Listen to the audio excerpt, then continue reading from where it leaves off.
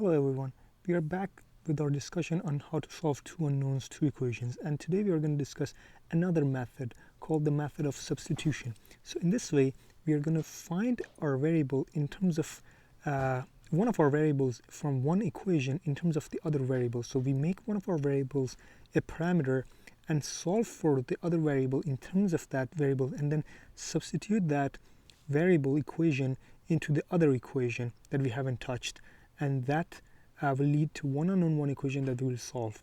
Okay, so remember, again, the first step in solving two unknown, two equation is to convert those set of equations into one unknown, one equations. Okay, all right, so let's start with the same equation again. We have the same equation, 2x plus y equals 8 and x minus 3y equals 4. Okay, one thing that I want to emphasize here is if you look at this equation here, this equation on its own has so many solutions. So for example, if I put x equals 0, I will get y equals 8.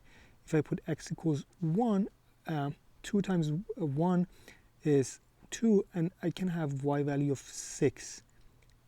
Okay, I'm going to put it in parentheses like this.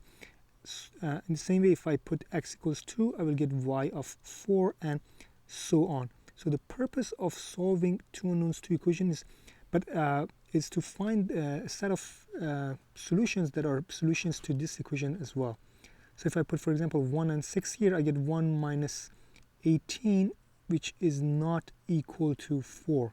So I'm trying to find a set of solutions that work for both of these equations.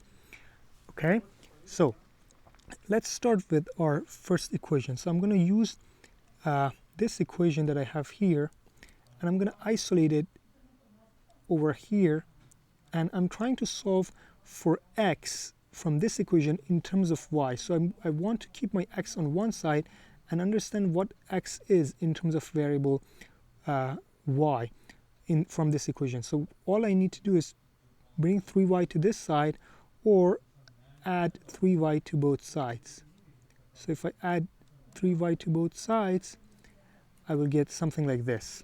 Now, as you can see here, the plus 3y and minus 3y cancel out each other, and I will have x only on this side because this will become 0 and x plus 0 is x, and I will be left with 4 plus 3y on this side. Okay, so that's what I have here. The next step is, now that I have x in terms of variable y parametrically from one of my equations, in this case this equation, I'm going to plug this x instead of this x here.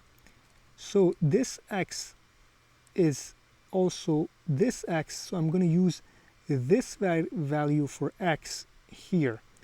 So I'm going to bring my first equation here, and I'm going to substitute this for x inside this equation.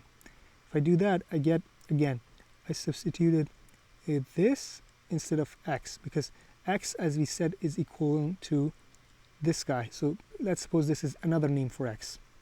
I get 2 times 4 plus 3y plus y.